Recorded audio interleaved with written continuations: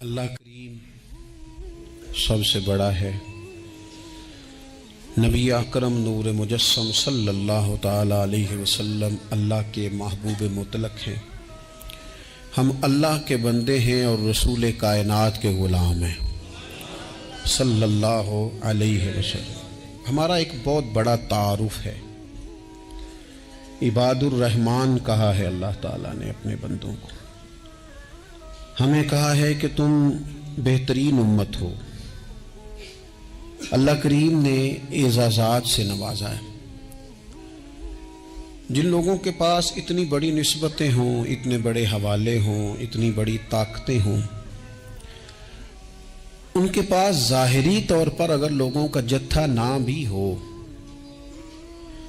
اور ظاہری طور پر اگر مال و اسباب وقتی طور پر نہ بھی ہوں، اقتدار، عہدہ اور بڑے لمبے چوڑے نعرے ان کے پیچھے نام بھی لگ رہے ہوں، تو یہ بہت بڑا تعارف نہیں کہ اللہ کے بندے ہیں اور رسول کریم کے غلام ہیں؟ اور کیا یہ تعارف جینے کے لیے، زندہ رہنے کے لیے اور گردن اٹھا کر جینے کے لیے بہت بڑا تعارف نہیں؟ باوجود اتنے بڑے تعارف کے اگر کوئی بندہ کمزور باتیں کرے، کچی پکی گفتگو کرے اور وہ اپنے آپ کو بار بار مظلوم ثابت کرنے کی کوشش کرے، وہ بار بار اپنے زخم دکھائے تاکہ وہ قابل رحم قرار پائے، تو یہ باتیں ایک مومن کو، ایک مسلمان کو، اللہ کے ایک بندے کو ذرا زیبا نہیں دیتی، ذرا اچھا نہیں لگتا۔ مسلمان اعصابی طور پر، ذہنی طور پر، نفسیاتی طور پر ایک طاقتور قوم ہے۔ مسلمان وہ قوم ہے جو مرعوب نہیں ہوتی، یہ روب دکھاتی ہے، روب۔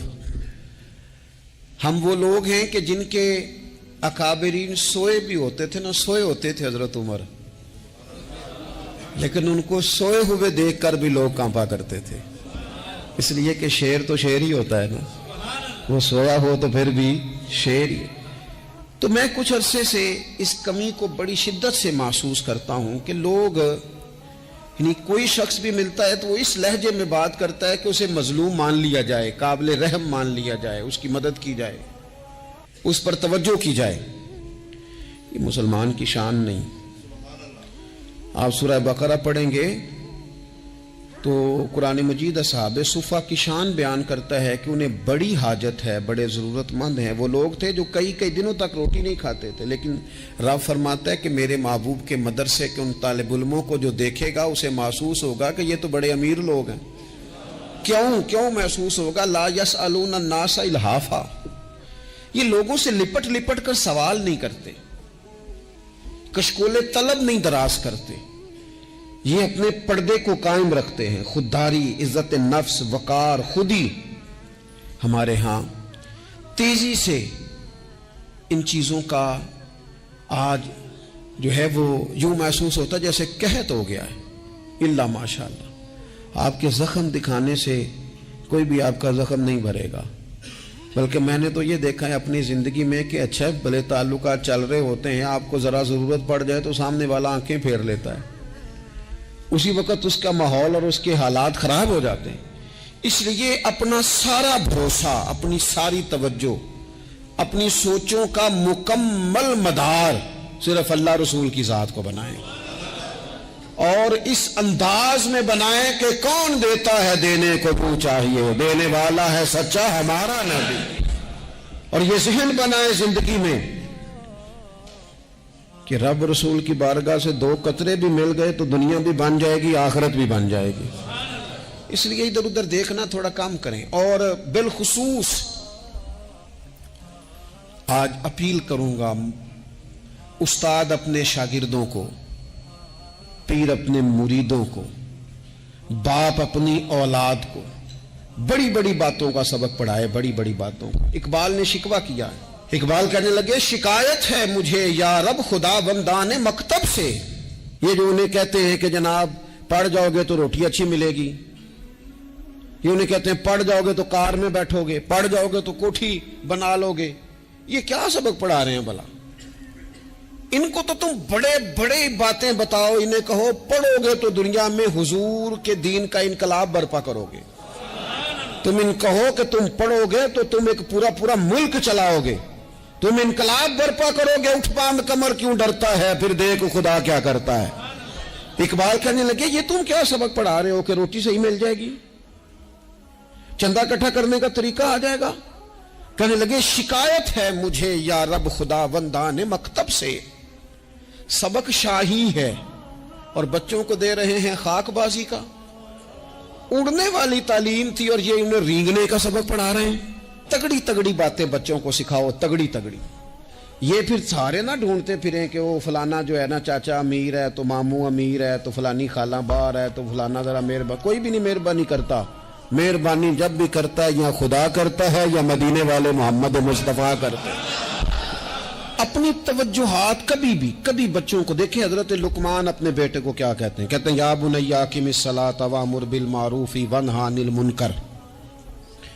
حضرت لقمان اپنے بیٹے کو سمجھاتے ہیں، کہتے ہیں اے بیٹا نماز قائم کرنا، لوگوں کو بھلائی کا حکم دینا، برائی سے منع کرنا، وَاصْبِرْ عَلَىٰ مَا أَصَابَكَ، اور جب مصیبت پہنچے تو صبر کرنا، ادھر ادھر رونا دھونا نہ کرنا۔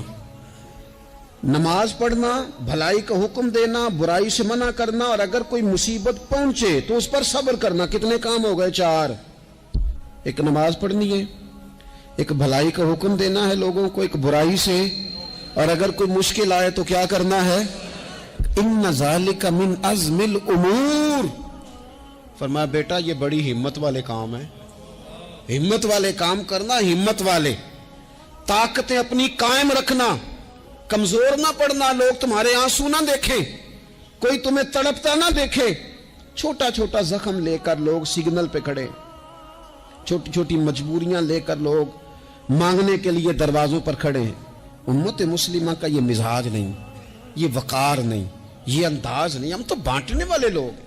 چلیں مشکل آ جاتی ہے، زندگی میں ضروریات پڑ جاتی ہیں، قرضہ صحابہ بھی لے لیا کرتے تھے، لیکن یہ جو لہجے آج ہم نے اختیار کر لیے، کمزور ہو جانا، کچا پڑ جانا، غریبی کا رونا، یہ انداز اہل ایمان کا بچوں کو طاقتور ہونا چاہیے۔ میرے نبی کریم صلی اللہ تعالی علیہ وآلہ وسلم نے نا ارشاد فرمایا، ایسا نہیں ہے کہ کوئی بندہ کمزور ہے تو وہ ناپسندیدہ ہے، یہ نہیں فرمایا کہ جو بزدل ہے تو وہ بڑا کوئی کٹا ہوا آدمی ہے، لیکن حضور فرماتے ہیں، صحیح مسلم میں حدیث موجود ہے، حضور فرمانے لگے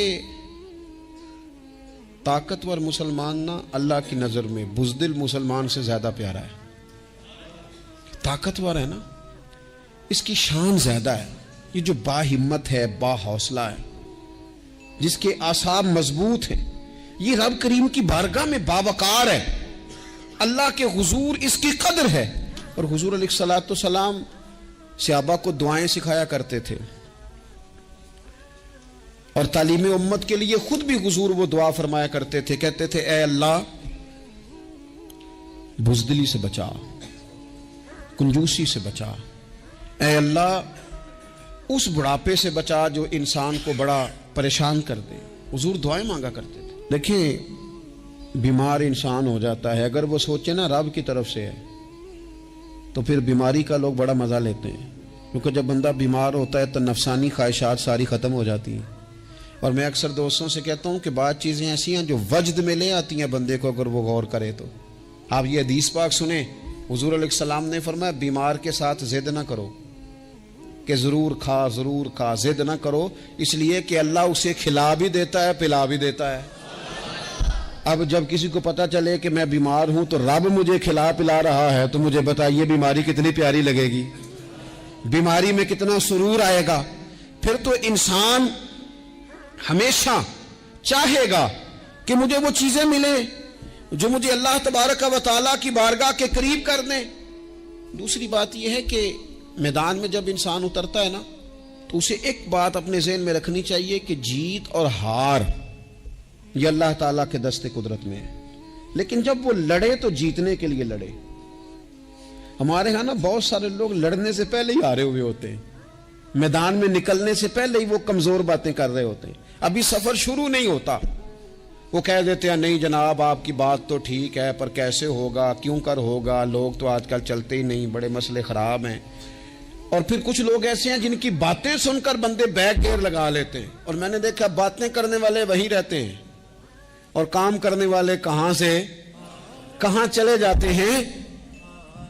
یہ یقینی نہیں کہ جیتیں گے، لیکن جب میدان میں اترے نا تو پھر ہمیشہ جیتنے کے لیے اترے۔ کوشش کریں کہ میں نے اس انداز میں نکلنا ہے کہ میں نے نہ جیتنا ہے۔ حضرت مولا علی شیر خدا کرم اللہ تعالی وجہ الکریم سے کسی بندے نے پوچھا حضور آپ ہر میدان میں کامیاب کیوں رہتے ہیں؟ فرمانے لگے جیت ہار تو رب کریم کے دستے قدرت میں ہے، لیکن جب میں اترتا ہوں نا میدان میں تو میں دشمن دیکھ کے پہلے ہی فیصلہ کر لیتا ہوں کہ میں نے اس کے پیٹ میں خنجر مارنا ہے کہ گلے پہ، میں جیتنے کے لیے میدان میں اترتا ہوں۔ تو آپ دیکھ لینا دیواریں ہلتی رہتی ہیں اور در کانپ جاتا ہے، علی کا نام سن کر اب بھی خیبر کانپ جاتا ہے۔ کیوں کہ کہتے ہیں میں ذہن بنا لیتا ہوں کہ میں اسے کاٹ کے لاؤں گا، میں ڈرتا اور سہمتا ہوا میدان میں نہیں اترتا۔ ذہن ہوتا ہے کہ آج لڑوں گا تو جیتوں گا، آج میں دیکھیں میں کیا کرتا ہوں۔ حوصلہ نہیں پیدا کر پا رہے بچوں میں، کچھ بچے بھی اللہ خیر کرے عزم و ہمت والے لوگوں کے پاس بیٹھتے نہیں، اور دوسرا ہم اپنے بچوں کا کسی کو آئیڈیل بھی نہیں بننے دیتے۔ بچے کسی کا نام لیتے ہیں تو ہم کہتے ہیں پتر چھاڑ پرا، یہ دور ہی نہیں ہے۔ ہم کوئی ایسا ذوق، کوئی مزاج، کوئی طبیعت پیدا ہی نہیں ہونے دیتے۔ کچھ آنے والی نسل کا مزاج ہے کہ وہ اٹھنا نہیں چاہتی، بیٹھنا نہیں چاہتی، چلنا نہیں چاہتی، وہ چاہتی ہے میں لیٹی رہوں، موبائل میرے ہاتھ میں رہے، باقی سارے کام ریموٹ کنٹرول ہو۔ جب انسان دیکھیں نا، ایک ڈاکٹر صاحب کے پاس ایک دفعہ میں گیا تو ایک مریض کو وہ سمجھا رہے تھے، اسے کہہ رہے تھے کہ تو تھوڑی ورزش بھی کیا کر، تھوڑی ورزش بھی کیا کر۔ اور ساتھ انہوں نے بڑی اچھی بات کی، کہنے لگے اللہ تعالیٰ نے نا جسم میں جوڑ بنائے ہیں، یہ گھٹنے ہیں، یہ کونیاں ہیں، اللہ نے جوڑ بنائے ہیں، اسی لیے تو بنائے تھے کہ تھوڑی ان کو حرکت بھی دی جائے، لیکن اگر آپ ان جوڑوں کو حرکت ہی نہیں دیں گے تو یہ تو زانگا لود ہو جائیں گے۔ تو کام زندگی میں عزم کے ساتھ، ہمت کے ساتھ، اور سب سے بڑی مضبوطی یہ ہے کہ آپ یہاں سے مضبوط ہوں، آپ اعصابی طور پر مضبوط ہوں۔ یہ جو کمزوری ہے نا، ذہنی کمزوری، میں نہیں پسند کرتا کہ مطلب خواتین بچوں کو اس لیے ڈرائیں کہ بیٹا او ہو بلی آ گئی ہے۔ بلی کیا ہوتی ہے جی؟ لیکن جو خواتین حج بھی بچوں کو بلی سے ڈرائیں گی، اچھا اس کو ڈرا بلی سے رہی ہوتی ہیں اور ساتھ کہہ رہی ہوتی ہیں ماما کا شیر۔ جی آپ کا شیر بلی سے ڈرتا ہے، یہ اماں کا شیر بلی سے ڈر رہا ہے، آپ نے اس سے بلی سے ڈرا دیا اور نام شیر رکھ دیا ہے۔ یہ کیسا شیر ہے کہ جو بلی آتی ہے تو بھاگ جاتا ہے؟ یہ ماحول مطلب متضاد ہے۔ یہ کاکروچ دیکھ کر چیخیں مارنا نا، یہ برگر فیملی ہونے کی علامت ہے۔ چھپکلی دیکھ کر نا چیخیں مارنا، یہ امیر گھروں کی علامت ہے، پڑھے لکھے لوگوں کی علامت۔ یہ کیا مذاق ہے؟ جو قوم چھپکلی سے ڈرتی ہے، کاکروچ سے ڈرتی ہے، اور جو لوگ کہتے ہیں ہو یہ جناب یہ تو اندر میرے وہ آ گیا ٹوکا تو یہ کھا جائے گا، تو یہ قوم انقلاب برپا کرے گی، یہ میدانوں میں نکلے گی۔ بڑے خوبصورت انداز میں ویڈیو بنا کے تو اس کو شیئر کیا جاتا ہے کہ وہ جی قربانی والے دن بکرا ذبح ہو رہا تھا تو بچہ رو پڑا۔ کیا بات کرتے ہیں آپ؟ یہ جہاد کرے گا بچہ کل کو جو بکرے ذبح ہونے پہ روتا ہے؟ اعصابی مضبوطی ذہنی طور پر مضبوط کب ہوتی ہے؟ جب انسان اخلاقاً مضبوط ہوتا ہے، اس کی طبیعت وزادار ہوتی ہے، اس کا مزاج اسے مضبوط کرتا ہے۔ آپ ایک حدیث دیکھیں، ترمذی میں موجود ہے، حضور علیہ الصلوۃ والسلام نے فرمایا جب اللہ تعالیٰ نے زمین کو پیدا کیا تو زمین ہلنے لگی، تو اللہ نے پہاڑوں کو میخیں بنا کر، قلعے بنا کر زمین میں لگا دیا تو زمین ٹھہر گئی۔ فرشتے فوراً عرض گزار ہوئے کہ مالک تیری سب سے طاقتور مخلوق یہ پہاڑ ہیں؟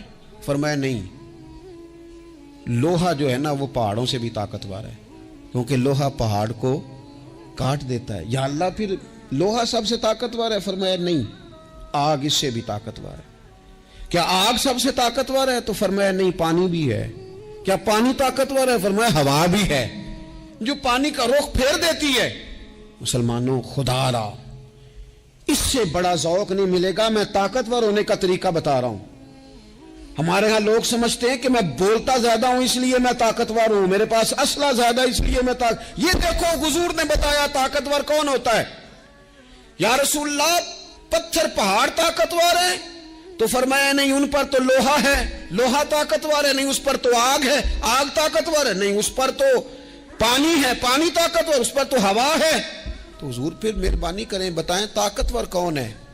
تو یہ دیکھو نا، یہ یاد رکھو نا، یہ کائنات کے سب سے بڑے حکمت والے محبوب کی بات یاد رکھو نا۔ حضور فرمانے لگے سب سے زیادہ طاقتور وہ مومن ہے جو سیدھے ہاتھ سے صدقہ دیتا ہے اور دوسرے کو پتہ بھی نہیں لگنے دیتا۔ اس ہاتھ سے صدقہ دیا اور اس ہاتھ کو پتہ، جس میں یہ اخلاقی طاقت آ جائے نا کہ اللہ کے راستے میں دے کر پھر اسے چھپانا آ جائے، وہ بڑا طاقتور آدمی ہے۔ وہ میں یہ سب سے بڑا طاقتور ہے جس نے اپنے رب سے راز نیاز شروع کر لیے، اللہ کے راستے میں دیتا ہے پھر کسی کو خبر۔ یہ کون سی طاقت ہے؟ یہ روحانی طاقت ہے، یہ اخلاقی طاقت ہے، یہ کردار کی طاقت، یہ سوچوں کی طاقت ہے، یہ آپ کے مزاج کے بلند ہونے کی طاقت ہے۔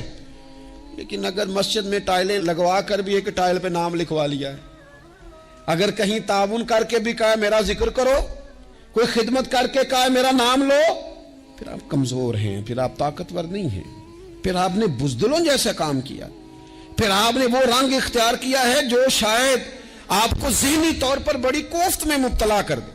تو اعصابی طاقت، اعصابی قوت، آپ دیکھیں حضرت صدیق اکبر رضی اللہ تعالیٰ عنہ، حضور نے تربیت کی تھی نا۔ میں ذمہ داری سے کہتا ہوں کہ تعصب کی اینک نہ کسی نے پہنی ہو، ورنہ کائنات میں عشق کی داستان ختم ہو جاتی ہے جناب صدیق اکبر پر۔ جو پیار انہوں نے مدینے والے محبوب سے کیا ہے کوئی کر ہی نہیں سکتا۔ اور ہر وقت کی جدائی، ہر وقت کی، یعنی بیٹھے بیٹھے نا حضور کے وصال کے بعد بیٹھے بیٹھے حضرت صدیق اکبر اٹھ کے نا تو ایک رستے پہ چلنا شروع ہو گئے۔ کسی نے پوچھا ابو بکر کہاں جا رہے ہو؟ کہنے لگے یار ایک دن نا محبوب 2-3 دن کے لیے کہیں گئے تھے، اس رستے واپس آئے تھے۔ جنہاں دے دل بر جانی وچھڑن کون روے پھر تھوڑا، اے سب روگاں دا روگ محمد جس دا نام وچھوڑا۔ پریشان ہوں تو دل کر رہا ہے پتہ نہیں یہاں سے آ نہ جائیں۔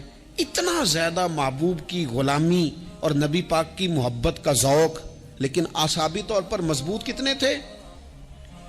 حضور کے وصال کے بعد جس بندے نے اپنے پروں کے نیچے پوری امت کو سنبھال لیا ہے نا، اس کا نام بھی ابو بکر صدیق ہی ہے۔ ایسے ایسے سنبھال لیا، سب سنبھال، دکھ سب سے زیادہ لیکن سنبھالا۔ کوئی زکوٰۃ کا منکر پیدا ہو رہا ہے، کوئی ختم نبوت پہ حملہ کر رہا ہے، کوئی کچھ ہو رہا ہے، کوئی کچھ ہو رہا ہے، ابو بکر صدیق نے فرمایا سارے لشکر روانہ کرو، جہاں جہاں حضور نے فرمایا تھا جہاد کرو۔ فرمایا جو ایک رسی بھی زکوٰۃ کی نہیں دے گا وصول کریں گے۔ لوگوں نے کہا حضور حالات بڑے اور طرح کے ہیں، کیسے کام چلے گا؟ حضرت عمر جیسے دلیر بندے بھی کہنے لگے جناب یہ نظام کیسے چلے گا؟ تو ابو بکر صدیق فرمانے لگے عمر تجھے تیری ماں روئے، تو بڑے مضبوط مزاج کا تھا، یہ مجھے کیا پیغام دے رہا ہے؟ فرمایا عمر یاد رکھ اگر میں مدینہ منورہ میں اکیلا بھی رہ گیا اور جنگل کے درندے میرا آ کے گوشت بھی نوچ کے لے گئے تو پھر بھی میں ان اصولوں پر کھڑا رہوں گا جن اصولوں پر مدینے والے رسول نے مجھے کھڑا کیا ہے۔ ذرا گنجائش نہیں۔ ہم یہاں سے مضبوط لوگ ہیں، یہاں سے ذہنی بلندی، ذہنی پختگی، یہ حسن ہے زندگی کا۔ یہ کیا بات ہوئی؟ پرسوں فیصلہ کوئی اور تھا، سویرے پروگرام کوئی اور بن گیا۔ کل فلانے کا مرید تھا، آج مجھے فیض نہیں ملا، ادھر جا رہا ہوں۔ پرسوں فلانے کو استاد بنا بیٹھا تھا، آج میرا پروگرام بدل گیا ہے۔ کل میری سوچیں اور تھیں، آج میری سوچیں اور ہیں۔ جو قوم ساری زندگی تعین ہی نہ کرے وہ کام کیسے کرے گی؟ جو رستے کا آغاز ہی نہ کرے وہ منزل پر کیسے پہنچے گی؟ تو کمزور باتوں سے نکلیں، بزدلانہ سوچوں سے باہر آئیں، طے کریں زندگی میں یہ کچھ ہم نے کرنا ہے۔ میں نے کہا ہے نکلے میدان میں جیتنے کے لیے، پھر رب کی مرضی ہے، پھر اللہ کی مرضی ہے۔ ساری زندگی صحابہ پر قرض رہا، قرضے بھی رہے، خدمتیں بھی ہوتی رہی، جہاد بھی ہوتے رہے، ड्यूटियां भी होती रही, सारे काम ही होते रहे। हमारा ये मिजाज है, एक दो खा गया है सारी खुशियां ही गई, बस सारा कुछ खत्म कर बैठते हैं। तो थोड़ी सी ना मजबूत देखें। अच्छा, ये हजरत अबू बकर का हाल है, तो जनाब उमर की कैफियत क्या है? कलमा पढ़ते ही हजरत उमर ने फरमाया या रसूलल्लाह, जब आप सच्चे, कुरान सच्चा, इस्लाम सच्चा, तो छुप के नमाज पढ़ने का क्या मतलब है? फरमाया अभी तादाद ही कोई नहीं, 40 तो मुसलमान है। अर्ज की हुजूर मेहरबानी करें ना, आप सिर्फ इजाजत दें। 20-20 लोगों की सफ़े बना दी गई। एक सफ के आगे हजरत उमर है, एक सफ के आगे हजरत अमीर हमजा हैं। जनाब उमर कहने लगे चूंकि आप अल्लाह के रसूल हैं तो लिहाजा नमाज भी आज अल्लाह के घर में ही पढ़ी जाएगी। तो हजरत उमर बैतुल्लाह शरीफ के बीच खड़े होकर नारा लगाते हैं, फरमाते हैं मैं उमर हूं, तुम मुझे भी जानते हो, मेरे बाप को भी जानते हो, तुम मेरा कबीला भी जानते हो, मैंने पढ़ लिया है महबूब का कलमा। अब जिसने बच्चे यतीम कराने हो और अपनी बीवी बेवा करानी हो वो आए और मुझे रोके। ये महबूब अल्लाह के हैं और घर भी अल्लाह का है, तो नमाज भी आज अल्लाह के घर में ही पढ़ी जाएगी। जब तक इंसान यहां से ताकतवर नहीं होता। फिर बात आई सैयदना उस्मान गनी की।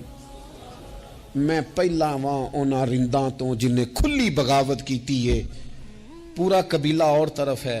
उस्मान तेरे घर में माल है, दौलत है, वज़ादारी है, लोग सारे क्या करेंगे? वालिद मुखालिफ, चचा मुखालिफ। हजरत उस्मान गनी जैसे आदमी को पकड़ के बांध दिया गया घर में। पर उस्मान गनी कहने लगे मैं उन बुज़दिलों में से नहीं हूं जो मोहब्बत भी करें और इजहार भी ना कर सके, जो दावा भी करें और फिर उनके अंदर ताकत इजहार भी ना हो। फरमाया तुम जितना बांध सकते हो बांध लो, तुम अपनी दौलतें, हुकूमतें और अपना जाहो जलाल संभाल के रखो, हमने तो गुलामी का फैसला कर लिया है। और फिर की गुलामी उन्होंने। और जहां तक बात है शेर खुदा हजरत अली उल मुर्तदा की, हजरत अली उल मुर्तदा शेर खुदा का तो ये हाल था कि सारी जिंदगी मैदान में रहे। एक दिन हुजूर ने सिर्फ फरमाया कि आज आपको नहीं लेके जाना, आप थोड़ा ना मेरे नायब बनकर, हुजूर किसी ना किसी को नायब बना के मदीने में छोड़ के जाए, एक दिन सिर्फ कहा नहीं लेके जाना। तो हजरत मौला अली रोने लगे, कहने लगे हुजूर मैं बच्चों के बीच रहूं, औरतों के बीच रहूं, मेरी तलवार को जंग लग जाएगा। हुजूर मुझे तो घोड़े पे बैठना पसंद है। अच्छा मैं आपको एक और बात भी अर्ज करूं, पहले भी मैंने कहा था फिर कहता हूं, कुछ लोग पढ़े लिखे होते हैं बहादुर नहीं होते। हजरत अली के इल्म का भी कमाल उरूज पे और बहादुरी भी पूरे उरूज पे। जिंदगी ना बहादुर लोगों की होती है। ये शहाबुद्दीन गौरी लेटे हैं यहां सुहावा में, तो किसी ने पूछा उनसे कि यार आप कहां रहते हैं? कहने लगे मैं घोड़े की पुश्त पे होता हूं, हमारे बच्चे बड़ी सोहनी फोटो बनाते हैं। इनसे पूछें आजकल आप क्या करते हैं? तो कहते हैं मोबाइल चलाते हैं। आप क्या करते हैं? फोटो खींचते हैं। आप क्या करते हैं? कहते हैं वो ना मुझे ऐसा ऐसा अजीब मसला है मोबाइल का कि बच्चों की ना मतलब मैं कई दफ़ा सोचता हूं कि अगर इन्हें कुछ 4 घंटे मोबाइल से अलहदा रहना पड़ा ना तो हो सकता है कि इनको डॉक्टर को भी दिखाना पड़ जाए, इतनी को बुरी हालत हो गई। मुझे ढेर सारे दोस्त कहते हैं जी आप टेलीफोन पे मिलते नहीं।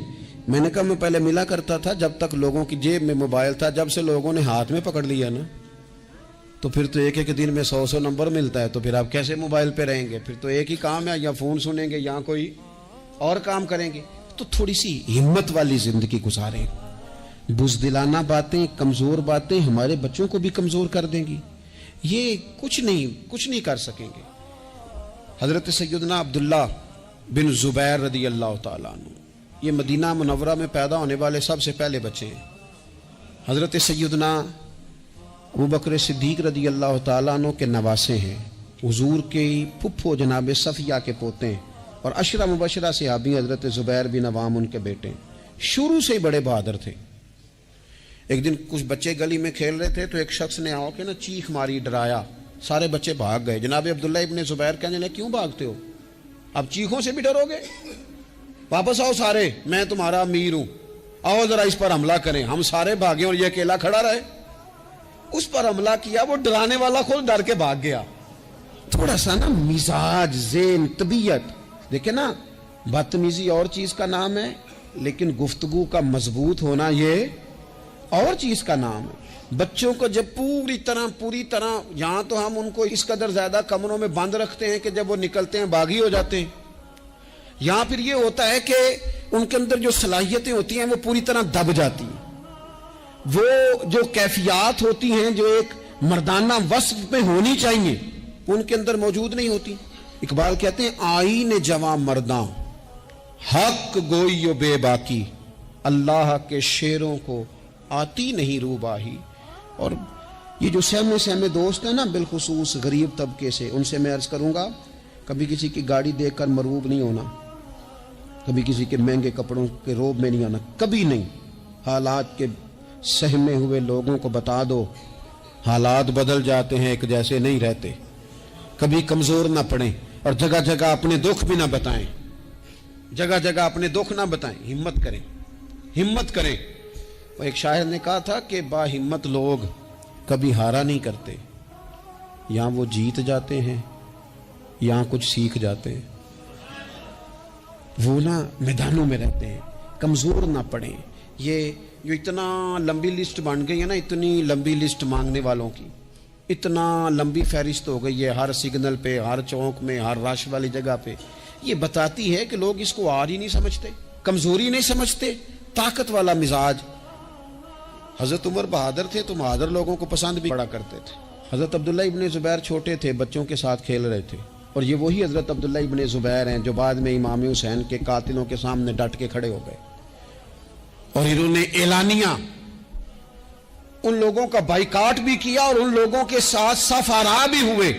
حضرت عبداللہ ابن زبیر اور فرماتے ہیں کہ میری ماں 90 سال سے زیادہ عمر تھی حضرت اسماء بنت ابی بکر کی. جب میں نے انہیں کہا نا اماں وقت آ گیا شہادت کا، تو میری اماں مجھے کہنے لگی پتر میدان میں رہنا. میدان میں بکرے کو ذبح ہوتے وقت تکلیف ہوتی ہے، جب اس کی کھال اتاری جائے پھر کوئی تکلیف نہیں ہوتی. ایسے ہی کمزور نہ پڑنا. ہمارے ہاں تو لوگ کہتے ہیں نا پتر اندروں کنڈی لے لا، ساڑی نہیں لڑائی.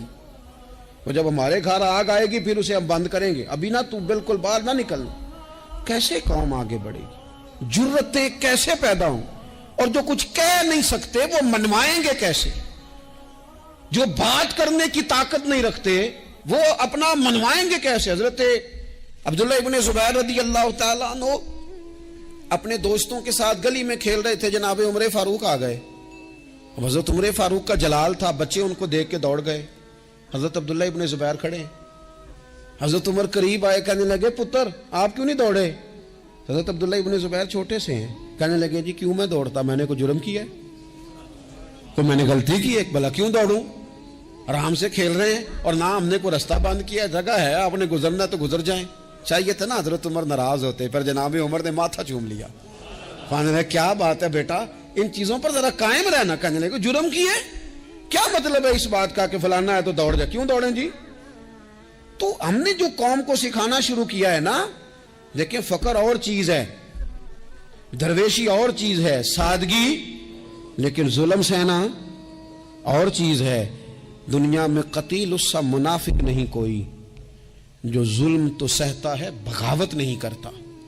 اپنی زندگی میں عزم کو، ہمت کو، نظریے کو بلند کریں، مظلومانہ مزاج نہ پیدا کریں، بلا وجہ دکھ سنا کے اپنے آپ کو کمزور نہ کریں.